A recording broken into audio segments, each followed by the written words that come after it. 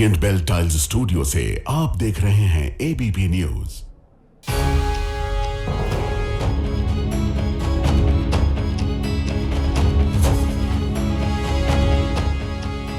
नमस्कार, मैं हूं प्रतिमा मिश्रा। दिन की हर बड़ी खबर के साथ आइए शुरू करते हैं भारत की बात। शुरुआत उन खबरों से जिन पर विस्तार से करेंगे चर्चा। देश के 3 राज्यों से सरकारी स्कूलों का जानलेवा सच आज हम आपको दिखाने जा रहे हैं।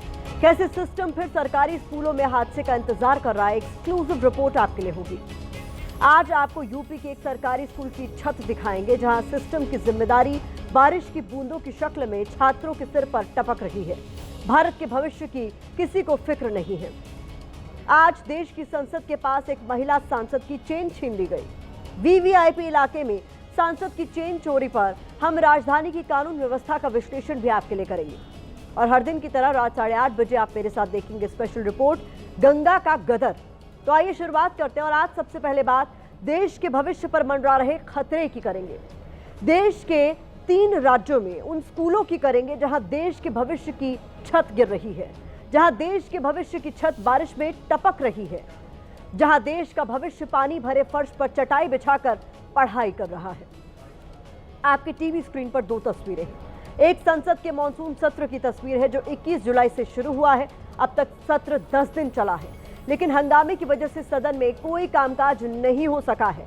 इस दौरान संसद की कार्यवाही पर खर्च होने वाला करीब 49 करोड़ 72 लाख रुपए पानी में बह गया है। यानी यहां सरकार और सिस्टम के पास बर्बाद करने के लिए पैसा भी है और वक्त भी। अब दूसरी तस्वीर देखिए। ये तस्वीर यूपी से लेकर बिहार और राजस्थान तक सरकारी स्कूलों की है। इन स्कूलों की छत बारिश में गिर रही है, टपक रही है, और इस छत के नीचे देश का भविष्य बैठा है, जिसको पढ़ाई से ज्यादा अपनी जान की चिंता है। लेकिन दुर्भाग्य ये है कि यहाँ की सरकारों और सिस्टम के पास इन स्कूलों के हालात सुधारने के लिए न पैसा है, न सुध लेने के लिए वक्त। सबसे पहले आपको यूपी लेकर चलते हैं, जहां सीएम के गृह क्षेत्र गोरखपुर में एक सरकारी स्कूल के हालात दिखाते हैं। स्कूल में क्लासरूम की छत का प्लास्टर गिरा। 5वीं क्लास का एक छात्र गंभीर रूप से घायल हो गया। छात्र के सिर में गंभीर चोटें आई। यूपी के ही सोनभद्र जिले में एक और सरकारी स्कूल का हाल भी आप देख लीजिए। यहाँ स्कूल की छत टपक रही है, क्लासरूम में बारिश का पानी भर रहा है और बारिश के पानी से भरे फर्श पर देश का भविष्य चटाई बिछाकर पढ़ाई कर रहा है। यहाँ कभी भी कोई भी बड़ा हादसा हो सकता है, लेकिन राजस्थान के झालावाड़ स्कूल हादसे के बाद भी सरकारों और सिस्टम ने कोई सबक नहीं लिया है। फिर से किसी नए हादसे का यहाँ इंतजार किया जा रहा है। ये रिपोर्ट देखिए।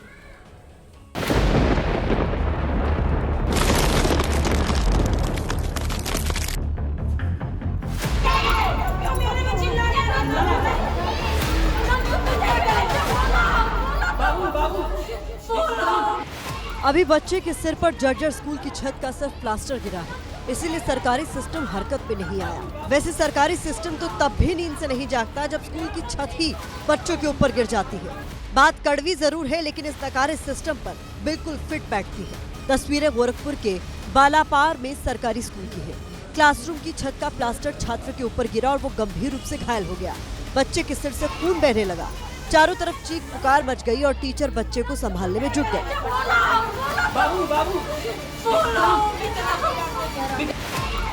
सवाल यह है कि आखिर ये नौबत ही क्यों आई। स्कूल काफी पुराना है। कुछ दिन पहले स्कूल में एक छज्जा भी गिर चुका है। बावजूद इसके यहाँ बच्चों की जान को खतरे में क्यों डाला जा रहा है? क्या सिस्टम या सरकार को ये नजर नहीं आता कि ये बिल्डिंग बच्चों के लिए सुरक्षित नहीं है? इस बिल्डिंग के नीचे बैठना हादसे को न्योता देना है, लेकिन सिस्टम को संभालने वाले अधिकारी तो सुरक्षित एसी कमरों में बैठे हैं। उन्हें बच्चों की जान से क्या लेना देना? अब हादसा हुआ है तो सिस्टम को एक्शन लेते हुए नजर आना था। छात्र को चोट लगने के बाद प्रिंसिपल पर गाज गिरा दी गई और उन्हें निलंबित कर दिया गया। बड़े अधिकारी हर बार की तरह बच गए। प्रथम दृष्टया इसमें इसे जो वहाँ पे लोकल जैसे हमारे प्रधानाध्यापक हैं, सहायक अध्यापक हैं, इनको देखना चाहिए, क्योंकि जब लगातार हम लोग निर्देश जारी करते हैं कि अगर कोई भी कहीं भी असुरक्षा की भावना हो तो आप लोग तुरंत हम लोगों को सूचित करें, और अगर कोई जर्जर भवन हो तो कदा आप उसमें ना स्वयं भी ना बैठे और बच्चों को भी ना बैठे। एक बार सोच के देखिए, क्या आप अपने बच्चे को ऐसे स्कूल में पढ़ाना पसंद करेंगे जहां पढ़ाई इम्तिहान नहीं बल्कि उनकी जान तक ले सकती है? अब आपको यूपी में सोनभद्र के एक सरकारी स्कूल का हाल दिखाते हैं। हालांकि हम इसके हाल क्या दिखाएं, यहाँ की टीचर ही स्कूल की खासियत खुद बयां कर रही है। क्लासरूम में बच्चे पानी में खड़े हैं। छत पूरी टपक रही है, लाइट नहीं है, कुछ दिखाई नहीं दे रहा है। हर तरफ की दीवार और ये कागज़ रखे हुए, किताबें रखी हैं, रजिस्टर रखा है, वो सब दिख रहा है। कुछ क्लासरूम से संबंधित सामान है और ये बारिश का पानी, बच्चे छप छप कर रहे हैं। ये दूसरा क्लासरूम है, इसकी भी यही स्थिति है, ये छत टपक रही है।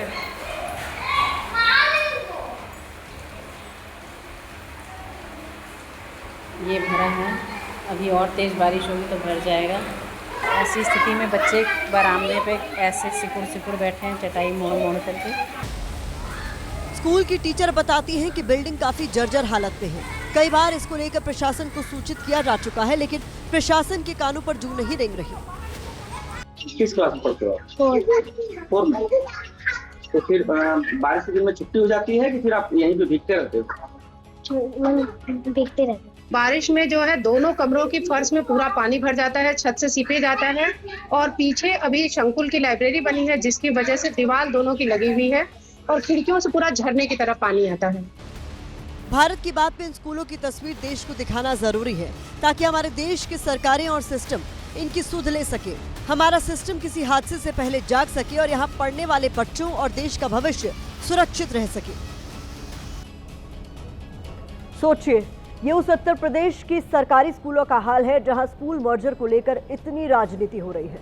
सत्ता पक्ष और विपक्ष आमने सामने खड़ा है, लेकिन सरकारी स्कूलों के ऐसे हालात किसी को नजर नहीं आ रहे। ये सब देखकर भला कौन अपने बच्चों को सरकारी स्कूल में पढ़ाना पसंद करेगा? सिर्फ वही लोग अपने बच्चों को ऐसे स्कूलों में भेजेंगे जो अपनी जेब से मजबूर होंगे। वैसे इन स्कूलों के हालात देखकर हमने इनके लिए एक सिलेबस तैयार किया है। इसके मुताबिक यहाँ बच्चों को हिंदी, अंग्रेजी, गणित के बजाय लापरवाह सिस्टम के खतरे, टपकती छत का रसायन, गिरते प्लास्टर का गणित और जर्जर बिल्डिंग का विज्ञान जैसे विषय पढ़ाना ज्यादा जरूरी है, क्योंकि इनका ज्ञान होने के बाद ही बच्चे ऐसे शमशान जैसे स्कूलों में सुरक्षित रह सकते हैं। बात व्यंग में कही गई है, लेकिन देश में सरकारी स्कूलों के पूरे सिस्टम को कटघरे में खड़ा करती है, क्योंकि सरकारी स्कूलों का ये मंजर किसी एक प्रदेश या राज्य में नहीं है, बल्कि यूपी से लेकर बिहार तक सरकारी स्कूल बस नाम के लिए चल रहा है। ये दो तस्वीरें आप देखिए। एक तस्वीर बिहार के जमुई जिले की है, जहां स्कूल की बिल्डिंग काफी जर्जर हो चुकी है, बारिश में छत टपकती है और इसीलिए शिक्षक क्लासरूम में छाता लगाकर बच्चों को पढ़ा रहे हैं। सोचिए, टपकती छत के नीचे बच्चे कैसे और क्या पढ़ रहे होंगे। दूसरी तस्वीर बिहार के नवादा जिले की है, जहां हेडमास्टर के कमरे की छत का प्लास्टर गिर गया। गनीमत ये रही कि वो बाल बाल बच गए। ये स्कूल साल 1980 में बना था, जब खंडहर हो चुका है। स्कूल की बिल्डिंग अपने आखिरी दिन गिन रही है, लेकिन किसी सरकार या सिस्टम को इसकी कोई सुध नहीं है। यहाँ पढ़ने वाले 124 बच्चे भगवान भरोसे हैं, बस भगवान ही इन्हें बचा रहा है, क्योंकि ये जर्जर सिस्टम और छत कब गिर जाए कोई भरोसा इसका नहीं है। अब राजस्थान के झालावाड़ की तस्वीरें अभी आप भूले नहीं होंगे, जब एक सरकारी स्कूल की छत गिरी थी, 8 मासूम बच्चों की मौत हुई थी और सिस्टम की जिम्मेदारी मलबे में दफन हो गई थी। आज भी उन बच्चों के माता पिता की चीखें इस जर्जर सिस्टम से सवाल पूछ रही हैं, लेकिन लगता है कि इतनी चीख पुकार सुनने के बावजूद इस कुंभकर्णी सिस्टम की नींद नहीं टूटी है, क्योंकि अगर टूटती तो राजस्थान के बयाना में फिर एक सरकारी प्राइमरी स्कूल की छत नहीं गिरती। वो तो रविवार का दिन था तो स्कूल बंद था, वरना यहाँ भी झालावाड़ जैसा बड़ा हादसा हो सकता था, क्योंकि यहाँ भी स्कूल की बिल्डिंग जर्जर हो चुकी थी। नतीजा, एक क्लासरूम की छत गिर गई। आपको याद होगा, राजस्थान सरकार ने झालावाड़ हादसे के बाद ऐसे स्कूलों को चिन्हित कर गिराने या मरम्मत कराने का दावा किया था, लेकिन वो दावे हर रोज गिरते स्कूलों के साथ मलबे में दफन हो रहे हैं और अधिकारी चैन की नींद सो रहे हैं। आपको जानकर हैरानी होगी कि यह हालात राजस्थान के दूर दराज इलाकों में नहीं है, बल्कि राजधानी जयपुर के सरकारी स्कूल भी बदहाल सिस्टम की हालत बयां कर रहे हैं। वो भी तब जब सीएम, सरकार और पूरा सरकारी सिस्टम यहीं पर बैठता है। हमारे संवाददाता मोहम्मद मोइन की एक्सक्लूसिव रिपोर्ट देखिए।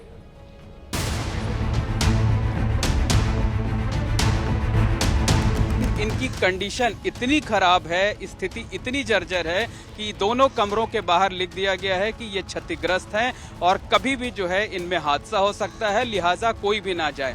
यहाँ पर आप देखिए कि ये एक केबल का तार है उसके जरिए जो है यहाँ पर बैरिकेड किया गया है ताकि कोई भी जो है जो बच्चा है या बाहरी व्यक्ति है वो इस केबल के तार को पार करके इन क्लासरूम में ना जाए। छत की ये हालत है कि वो कभी भी गिर सकती है, कभी भी ढह सकती है, लिहाजा ऑफिस अब यहाँ पर शिफ्ट कर दिया गया है और जो जगह ऑफिस की थी उसमें क्लास चलाई जा रही हैं। आप देखिए कि टीन से ये पूरा क्लासरूम तैयार किया गया था, लोहे के ये दीवारें बनाई गई थी, यानी टेम्परेरी व्यवस्था थी। लेकिन आप देखिए कि पानी में का लगातार यहाँ पर रिसाव होता है, इसके साथ साथ पानी टपकता रहता है और छत की स्थिति ये देखिए कि टीन शेड जो भी हैं यहाँ पर जो लोहे की चकट प्लेटें हैं वो जर्जर हो चुकी हैं, गिर चुकी हैं। अब इस क्लासरूम की क्या स्थिति है वो स्थिति आपको दिखा देते हैं कि पहली से 5वीं क्लास तक के बच्चे इसमें पढ़ते हैं। इसके साथ साथ जो है आंगनबाड़ी केंद्र भी चलता है,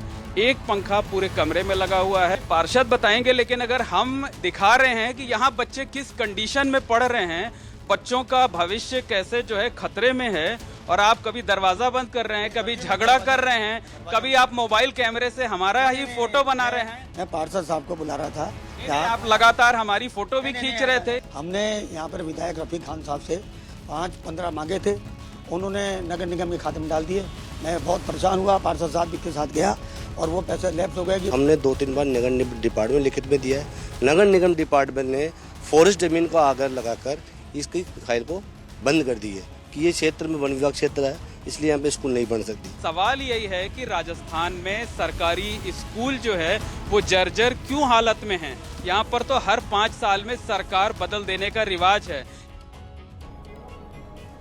आपको पता ही होगा कि जब आप अपने बच्चे का किसी आम स्कूल में एडमिशन या दाखिला कराने जाते हैं तो स्कूल के कुछ नियम और शर्तें होती हैं। उन्हीं के आधार पर हमने देश के बदहाल सरकारी स्कूलों में दाखिले की शर्तों का चार्ट आपके लिए तैयार किया है।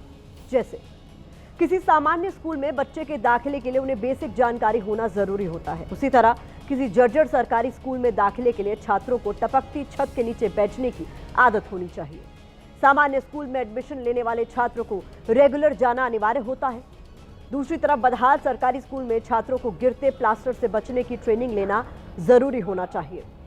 सामान्य स्कूल के छात्रों का रेगुलर होमवर्क करना जरूरी होता है। उसी तरह सरकारी स्कूलों में छात्रों के भीतर हादसों से बचकर निकलने की क्षमता होनी चाहिए। सामान्य स्कूलों में माता पिता को मोटी फीस भरने का साहस दिखाना पड़ता है, तो सरकारी स्कूलों में छात्रों को जर्जर बिल्डिंग के नीचे बैठने का साहस दिखाना जरूरी है। आइए बढ़ते हैं आगे। बारिश ने स्कूलों और सिस्टम की पोल खोल दी है, तो आज चेन स्नैचर्स ने दिल्ली पुलिस की सुरक्षा के दावों की भी पोल खोल दी। चाणक्यपुरी को दिल्ली का सबसे सुरक्षित इलाका माना जाता है, लेकिन आज इसी चाणक्यपुरी में कांग्रेस की महिला सांसद आर सुधा के साथ चेन स्नैचिंग की वारदात हुई। सुबह मॉर्निंग वॉक के समय महिला सांसद पोलैंड दूतावास के पास थी, तभी बाइक सवार बदमाश सांसद की सोने की चेन छीनकर फरार हो गया, जिससे आर सुधा को गले और हाथ में चोट आई है। अब आपके लिए समझना जरूरी है कि ये इलाका क्यों महत्वपूर्ण है। महिला सांसद के साथ चेन स्नैचिंग हुई, अपने आप में बहुत गंभीर मामला है, लेकिन जिस इलाके में ये पूरी वारदात हुई है वो वीवीआईपी इलाका है, बेहद पॉश इलाका है। और उसकी इंपॉर्टेंस को समझाने के लिए आपको दिखा देते हैं कि ये कितना महत्वपूर्ण हो जाता है। देखिए, चाणक्यपुरी में ये वारदात हुई है और यहाँ से राष्ट्रपति भवन की दूरी महज 2.9 किलोमीटर है। ये है इसकी प्रॉक्सिमिटी राष्ट्रपति भवन से, जहाँ पर चेन स्नैचिंग होती है। संसद भवन की मैं बात करूँ तो 3.9 किलोमीटर दूर संसद भवन है और यहाँ सांसद की चेन छीन ली जाती है। और वहीं पीएम के आवास की बात करें तो 3.3 किलोमीटर की दूरी पर यह पीएम का आवास है। और आपको बता दें कि घटना वाली जगह से पुलिस स्टेशन महज 3.4 किलोमीटर की दूरी पर है। तब ये इतना बड़ा हादसा या कह लें वारदात जिसको चेन स्नैचर्स बेखौफ होकर अंजाम दे देते हैं। इसी से आप समझ लीजिए कि ये कितना वीवीआईपी इलाका है। इसके बावजूद यहाँ महिला सांसद के गले से चेन छीनकर अपराधी फरार हो गए और पुलिस देखती रह गई।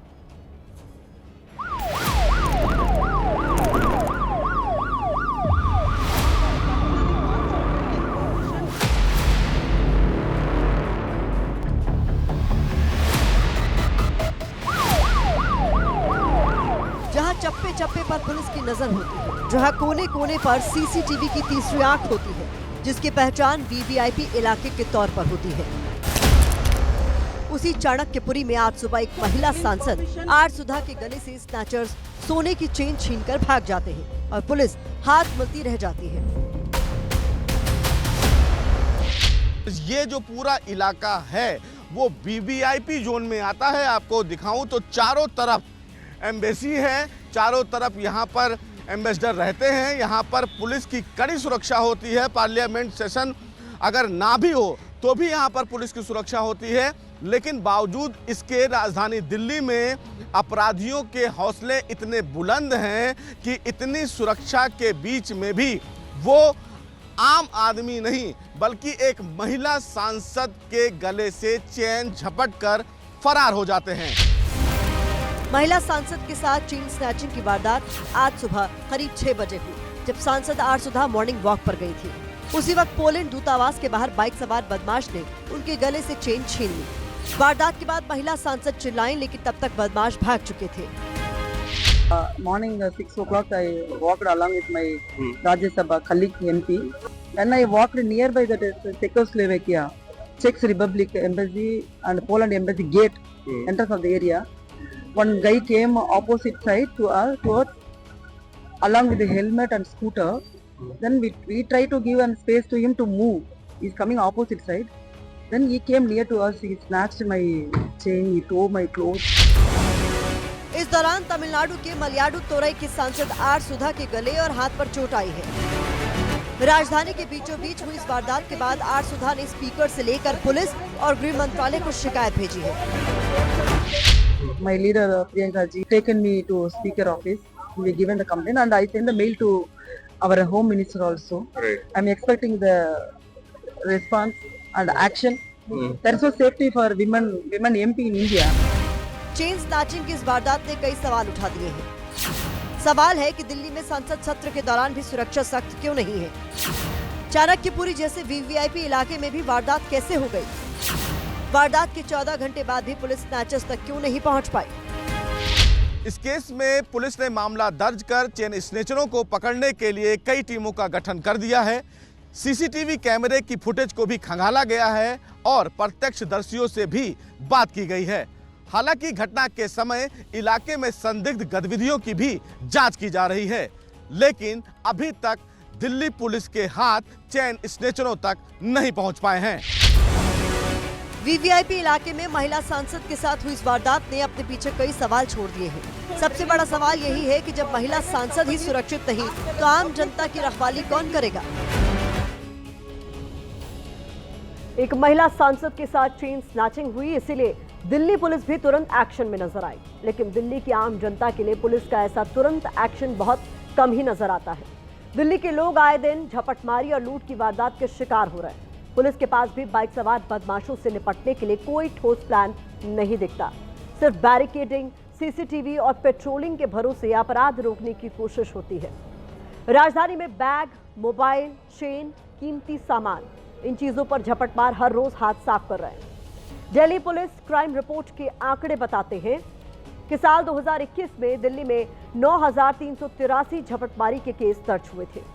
साल 2022 में आइए, यहाँ 6,958 केस रजिस्टर हुए। इस साल झपटमारी की वारदातों में कुछ कमी नजर आई थी, लेकिन साल 2023 में झपटमार एक बार फिर से एक्टिव हुए और केस की संख्या में बढ़ गई और 7,886 तक पहुंच गई। साल 2024 में स्नैचिंग के 6,493 मामले दर्ज हुए। आज चूंकि कांग्रेस की महिला सांसद के साथ चेन स्नैचिंग की वारदात हुई है, तो इस पर अब सवाल उठ रहे हैं।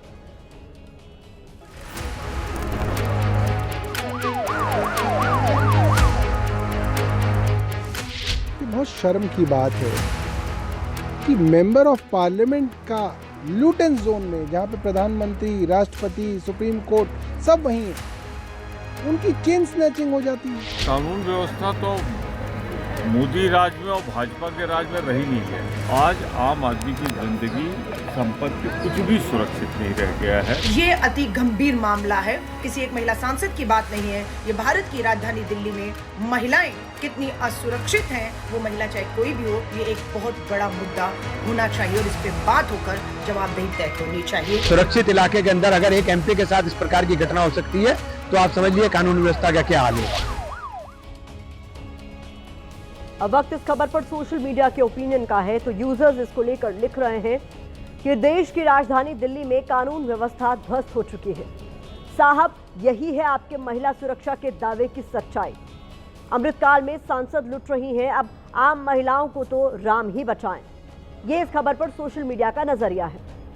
और इस बीच दिल्ली की कानून व्यवस्था से जुड़ी इस वक्त की बड़ी खबर आ रही है। द्वारका मोड़ के पास ताबड़तोड़ फायरिंग हुई है। अज्ञात बदमाशों ने 2 लोगों को गोलियां मारी हैं। वारदात के पीछे गैंग वॉर की आशंका व्यक्त की जा रही है। ये इस वक्त की बड़ी खबर जो दिल्ली के द्वारका मोड़ से सामने आ रही है। यहां पर अज्ञात बदमाशों ने 2 लोगों को गोली मारी है। तो इस इलाके में फायरिंग की ये बड़ी खबर सामने आ रही है।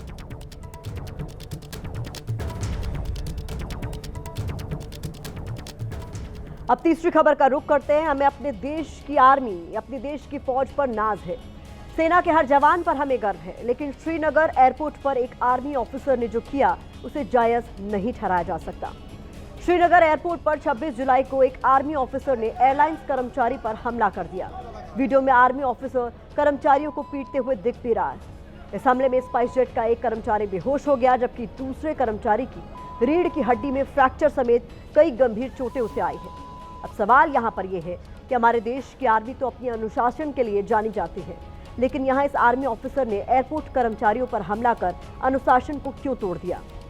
अब मारपीट करने वाले आर्मी ऑफिसर पर कार्रवाई की तलवार लटक रही है।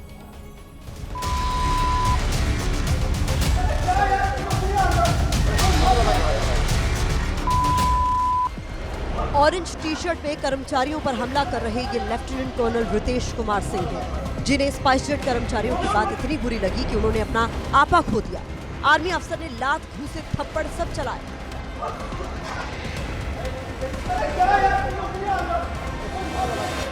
ये वीडियो 26 जुलाई का है, जब लेफ्टिनेंट कर्नल रितेश कुमार सिंह की शाम 6:10 की श्रीनगर से दिल्ली की स्पाइसजेट की फ्लाइट थी। बताया जा रहा है कि विवाद का कारण लेफ्टिनेंट कर्नल के 2 कैबिन बैगेज थे, जिनका वजन 16 किलो से ज्यादा था, जबकि नियम है कि सिर्फ 7 किलो कैबिन बैगेज ले जा सकते हैं। दरअसल एयरलाइंस के कर्मचारियों ने लेफ्टिनेंट कर्नल रितेश से अपने लगेज का वजन कम करने या फिर अतिरिक्त भुगतान करने को कहा था। इस पर रितेश ने मना कर दिया। इसी बात पर उनकी स्पाइसजेट के ग्राउंड स्टाफ से पहले बहस हुई और फिर ये बहस मारपीट में बदल गई। इस दौरान सीआईएसएफ ने बीच बचाव करना चाहा, लेकिन रितेश नहीं माने, जिसके बाद लेफ्टिनेंट कर्नल रितेश के खिलाफ श्रीनगर के स्थानीय थाने में शिकायत दी गई है। स्पाइसजेट ने बयान जारी करते हुए कहा है कि एक यात्री ने स्पाइसजेट के 4 कर्मचारियों पर हमला किया। इस हमले में एक कर्मचारी की रीढ़ की हड्डी और जबड़े में चोट आई है। स्पाइसजेट ने अपने बयान में कहा कि यात्री ने बोर्डिंग पूरी किए बिना एरो ब्रिज में जबरदस्ती प्रवेश किया था। अब सैन्य अधिकारी को नो फ्लाई लिस्ट में डालने की प्रक्रिया शुरू कर दी गई है। बैग उठा के मेरे मुंह पे आके मारा, उसके बाद ने थप्पड़ वगैरह मारे, फिर मारदार स्टार्ट करी। बहुत खतरनाक तरीके से लात, मुक्के, पंच वगैरह जो भी इनसे हो सकता था। फिर मेरे नोज और माउथ से बहुत ज़्यादा ब्लीडिंग हो रही थी। फिर फर्दर ट्रीटमेंट्स के लिए मुझे हॉस्पिटल एडमिट करा दिया सर। ये मामला अब और आगे बढ़ गया है। मारपीट करने वाले लेफ्टिनेंट कर्नल रितेश के समर्थन में वेटरन और पूर्व फौजी आ गए हैं। वेटरन और पूर्व फौजियों ने स्पाइसजेट का बॉयकॉट करने की मुहिम छेड़ दी है।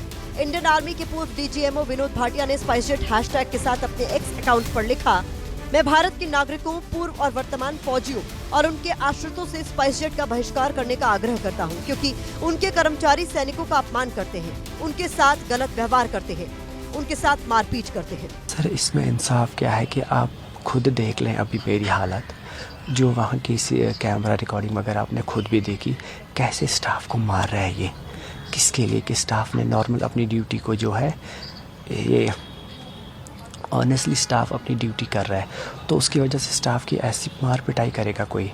आज मेरे साथ हुआ है, कल किसी और के साथ होगा, परसों किसी और की बारी होगी। पूरा कि सर इनको जो उनकी पनिशमेंट है वो इनको मिलनी ही चाहिए सर।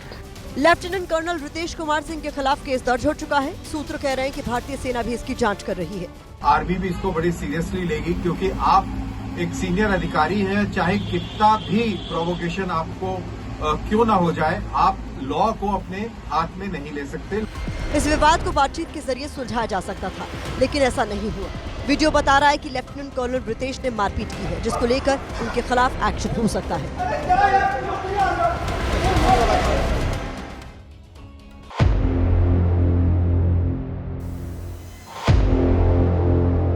मुश्किलात तो बहुत ज़्यादा है। पानी मान के चलिए, कल रात में कुछ दूरी पे था, आज सुबह रोड पे आ गया और 1 घंटे के अंदर अंदर घर के अंदर घुस चुका है। इतना वक्त भी नहीं मिला कि घर का सामान हम कहीं पे शिफ्ट कर सकें।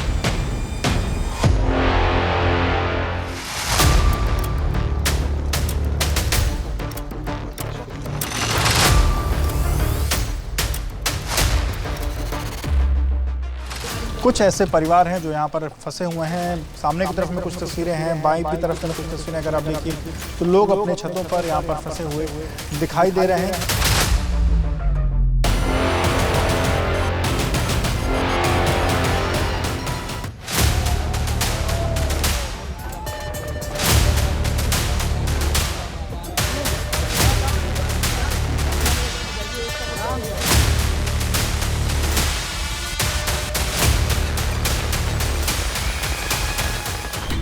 टूट रहा है, अगर 1 मीटर और बढ़ गया तो 78 टूट जाएगा।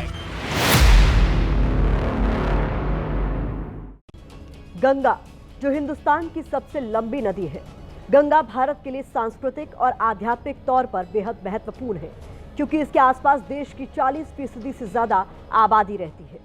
ऐसे में जब गंगा का विकराल रूप दिखाई देता है तो दहशत होती है।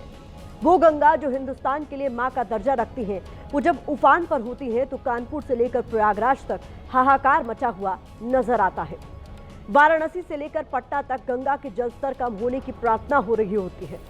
और जैसा कि आप तस्वीरों में देख सकते हैं, प्रयागराज के कई इलाके डूब चुके हैं। एक से एक आलीशान मकानों की निचली मंजिल डूबी हुई है। पानी का स्तर इतना ज्यादा है कि पहली मंजिल की बालकनी को गंगा छूने वाली है। रेस्क्यू ऑपरेशन शुरू हो चुका है। एबीपी न्यूज जब इन इलाकों में पहुंचा तो लोगों ने कहा कि हालात इतने ज्यादा खराब हैं कि इस बार बाढ़ के पिछले तमाम सारे रिकॉर्ड टूटने वाले हैं।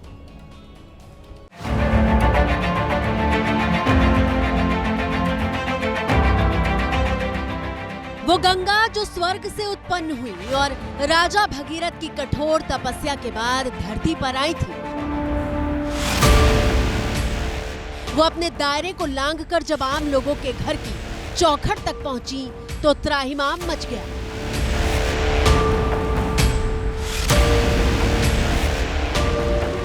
दो 2013 से लमसम इस बार ज्यादा आ रही है हमारे अंदाज से। मतलब इस बार लगभग 12 साल का रिकॉर्ड टूटा है। हाँ, टूट रहा है। 2013 टूट रहा है।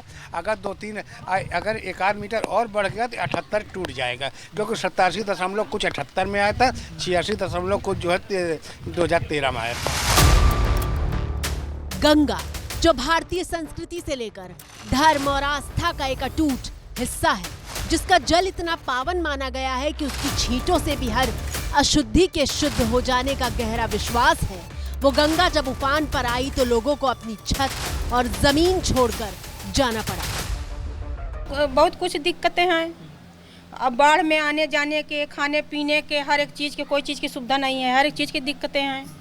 सरकार कोई मदद कर रही है? कोई नहीं मदद कर रही है, कोई चीज की नहीं। इससे पहले भी आई हैं, लेकिन इस बार थोड़ा ज़्यादा हो गया, आगे तक चली गई हैं। हाँ, सरकार से यही मांगे कि सुविधाएं दें और क्या, और जो रहने उन्हीं की जगह दें। अब पानी आ जाएगा अंदर तो इंसान कहाँ रहेगा।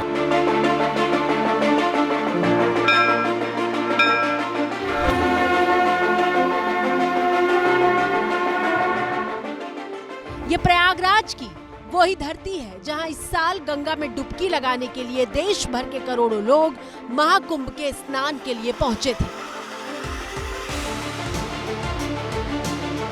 महाकुंभ में जब भी लोग आए होंगे, ये नागवासुकी की तरफ ये रास्ता जाता है और ये रास्ता आमतौर पर यहाँ पर पार्किंग हुआ करती थी और लोग इस रास्ते से संगम को जाते थे। देखिए कि 2 किलोमीटर के बीच का जो पूरा का पूरा ये क्षेत्र है वो किस तरीके से पूरा जलमग्न हो चुका है और यहाँ पर जो नावें हैं वो तो लगी हुई हैं। जिन लोगों के घर अंदर की तरफ में हैं वो लोग नाव से ही आ जा पा रहे हैं।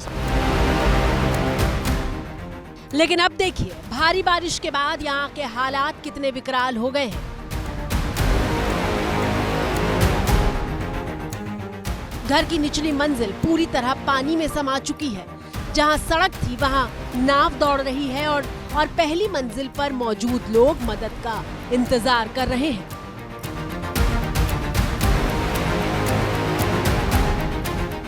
जो पानी है वो जो मकान है उनमें जो सबसे नीचे वाला तल्ला है उसमें लगभग आधा फ्लोर जो पानी है वो आ चुका है। और उसमें आप देखिए कि ऊपर की तरफ में आपको जो बच्चे हैं वो जो लोग अपना नीचे का तल छोड़ करके ऊपर के मंजिल पर इस वक्त बैठे हुए दिखाई दे रहे हैं।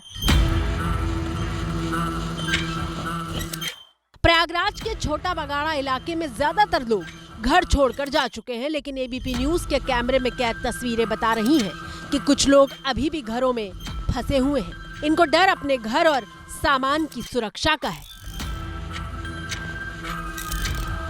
3-4 दिन से बाढ़ आ गई यहाँ पे है। हम लोग सोचे कि 1-2 दिन में गंगा जी की स्तर कम हो जाएगा, जिससे हम लोग को पढ़ाई में बाधा नहीं होगा, लेकिन गंगा का स्तर बढ़ता ही जा रहा है। तो इसीलिए हम लोग प्रशासन तो आज मदद करने के आई है, मतलब कि 2-3 दिन से बाढ़ आई है, लेकिन आज मदद हुआ है।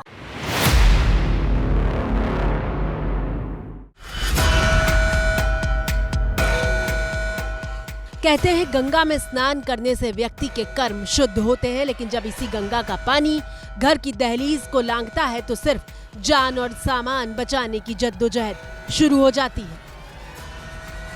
एक और तस्वीर अगर आप देखिए तो इस तस्वीर में जो लोग हैं वो यहाँ पर सामान बांटते हुए दिखाई दे रहे हैं। जो समाजसेवी लोग हैं जो सामान बांटते हुए दिखाई दे रहे हैं। ब्रेड के साथ साथ जो दूध है, पानी का पैकेट है, ये जो तमाम चीज़ें हैं वो यहाँ पर दी जा रही हैं। इसके साथ साथ सीढ़ी के माध्यम से जो सामान है वो उपलब्ध कराया जा रहा है। इंसान तो इंसान, जरा जानवरों की तस्वीर देख लीजिए। एक कुत्ता कैसे गहरे पानी से लड़ने के लिए संघर्ष कर रहा है। बकरियों को बचाने के लिए रेस्क्यू ऑपरेशन चल रहा है। और ये देखिए जो जानवर हैं उनको भी रेस्क्यू किया जा रहा है। ये देखिए बकरियां हैं और बकरियों को भी ऊपर से उतारा जा रहा है। सामने की तरफ में तस्वीरें अगर आप देखिए तो ये 1 नहीं 2 नहीं, इस तरीके से 5 अलग अलग बकरियां हैं जिनको यहाँ पर उतारा जा रहा है। और अब देखिए ये एक तोता है, तोते को भी यहाँ पर उतारने का जो सिलसिला है वो यहाँ पर देखा जा सकता है। जो ज़रूरी सामान है वो भी उतारे जा रहे हैं। अब इस तस्वीर को देखिए जो ये बताएगी कि जल स्तर कितना ज्यादा है। ये जो तार देख रहे हैं ना आप, ये बिजली के खंभों का तार है। जरा सोचिए, नाव को गुजरने के लिए बिजली के इन तारों को हटाकर आगे की तरफ जाना पड़ रहा है। अब सवाल यह है कि जो तस्वीर आप अपनी स्क्रीन पर देख रहे हैं, इसका जिम्मेदार कौन है? प्रयागराज के निचले इलाकों को डुबोने के पीछे क्या गंगा नदी की गलती है, या फिर सिस्टम में ही कहीं कोई खोट है?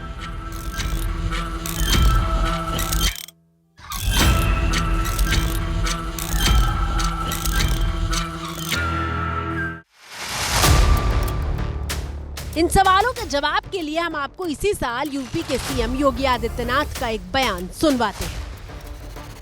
मेरा अनुमान है कि उत्तर प्रदेश की अकेली अर्थव्यवस्था को महाकुंभ प्रयागराज के माध्यम से 3 लाख करोड़ रुपए की नई बढ़ोतरी होने जा रही है। जो लोग उंगली उठाते हैं कि 6,000 5,000 करोड़ रुपए खर्च कर दिए कुंभ में, ये 6,000 और 5 करोड़ कुंभ में ही नहीं किए हैं, प्रयागराज सिटी के रिनोवेशन में भी खर्च किए हैं।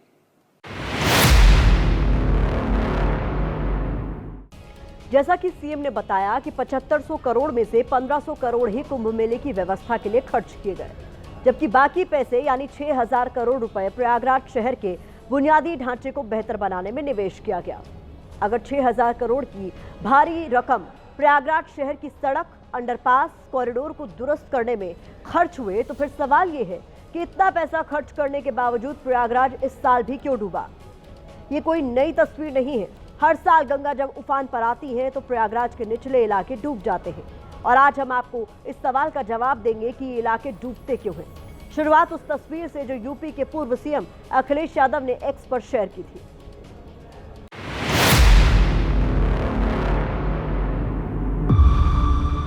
इस तस्वीर में एक नवजात को ठीक उसी तरह बाढ़ के पानी से पार कराया जा रहा है जैसे कृष्ण को यमुना नदी पार करवाई गई थी।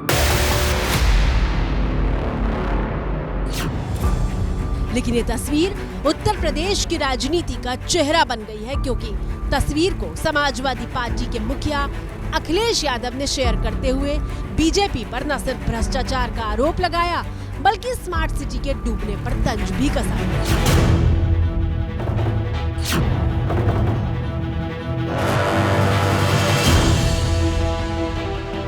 प्रयागराज डूबा और इस पर कितनी राजनीति हुई है तो आपने देख लिया, लेकिन प्रयागराज डूबता क्यों है, अब इसका जवाब भी जान लीजिए।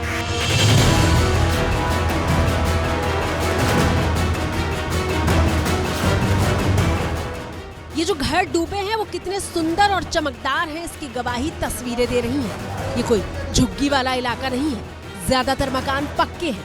ऐसा लगता है कि बीच शहर में पानी अतिक्रमण कर चुका है, जबकि सच्चाई ये है कि प्रयागराज के जिस इलाके को आप पानी में समाया हुआ देख रहे हैं वो डूब क्षेत्र का इलाका है, यानी ये गंगा का इलाका है, नदी का इलाका है। नदी घरों में नहीं घुसी है, बल्कि हम नदी के इलाके में मकान बना रहे हैं, और जब गंगा उफान पर आती है तो उसके बहने के लिए रास्ता तक नहीं बचता। इसलिए जिम्मेदार गंगा नहीं, इंसान है। सुनिए एबीपी न्यूज संवाददाता विवेक राय क्या बता रहे हैं।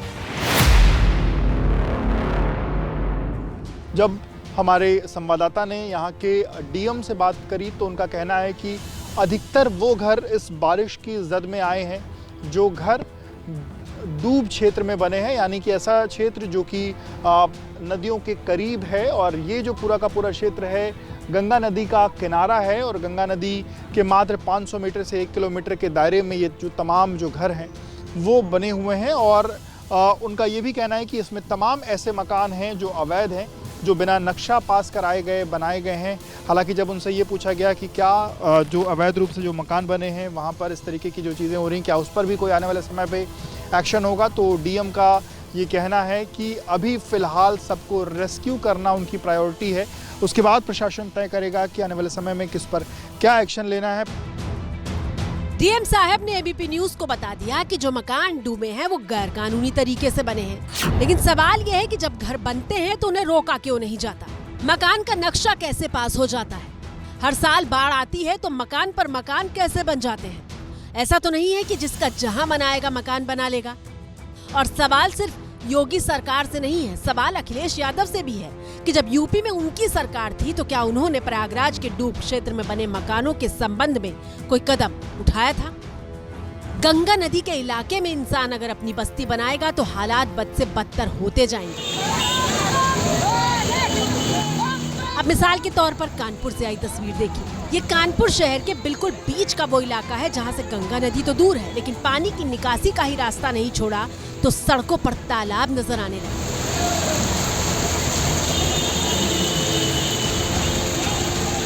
कानपुर के सिविल लाइन्स इलाके की तस्वीर देखिए। स्कूल के गेट पर खड़े बच्चों को उफनता दरिया पार करना है। ये कानपुर का पौष इलाका है, लेकिन पौष इलाके में पानी का उफान देख रहे हैं। बच्चों का बिना सहारे खड़ा हो पाना भी नामुमकिन साबित हो रहा है। कोई हाथ पकड़कर तो कोई कंधे पर चढ़कर बाढ़ के नहीं बल्कि नाकामी के दरिया को पार कर रहा है।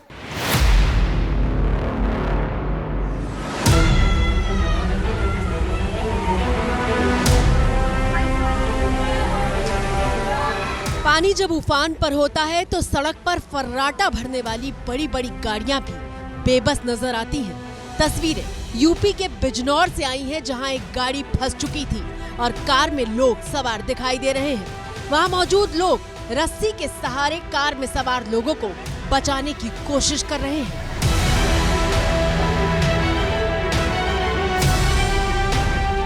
देखिए कैसे 4-5 लोग मिलकर पूरी ताकत के साथ गाड़ी को किनारे लगाने की जद्दोजहद में जुटे हैं।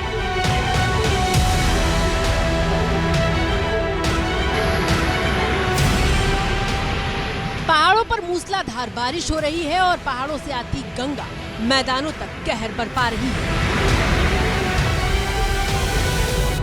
उफान पर दिख रहा नदी का पानी जब उत्तराखंड की सीमा को पार करके यूपी पहुंचता है तो वाराणसी तक ऐसी ही तस्वीरें दिखाई देती हैं।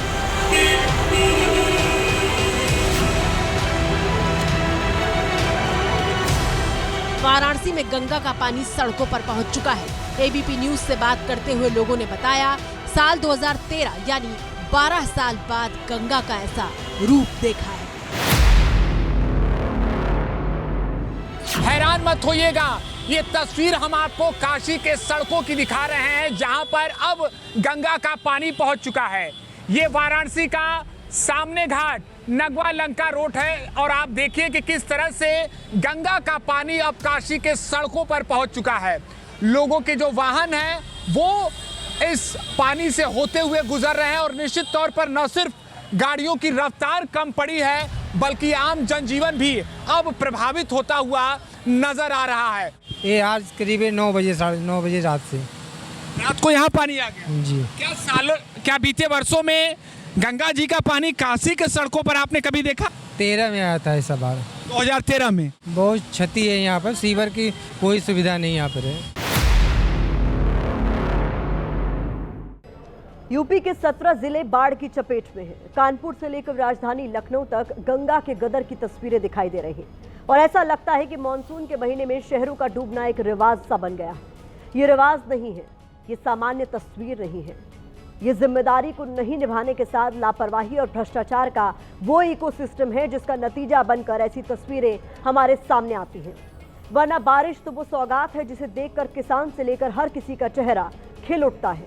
वरना बताइए, जिस बिहार में बारिश न होने से त्राहिमाम मचता था, धरती का सीना फट रहा था, वहां बारिश होते ही बाढ़ की तस्वीरें क्यों दिखाई देने लगी?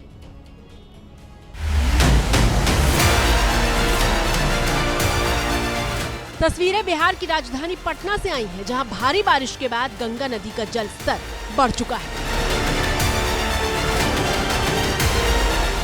एबीपी न्यूज संवाददाता निधिश्री आपको पटना के दीघा घाट की तस्वीर दिखा रही हैं। कैसे उफान पर आई गंगा को पार करने के लिए नाव पर जरूरत से ज्यादा लोग सवार हैं।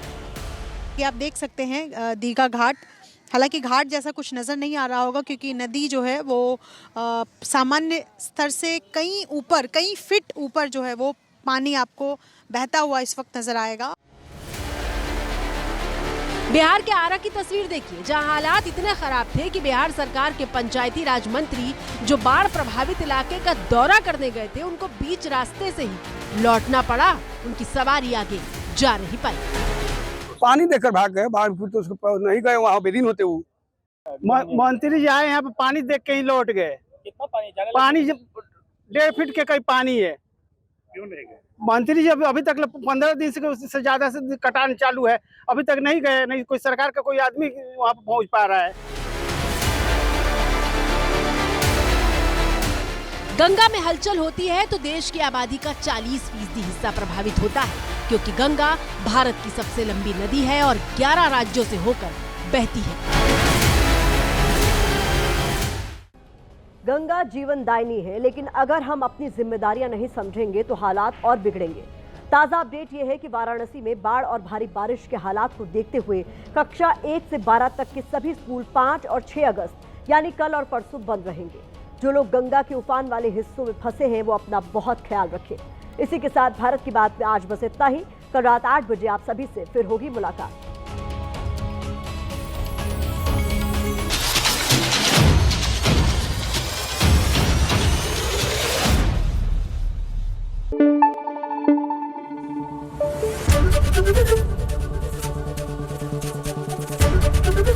एबीपी न्यूज आपको रखे आगे।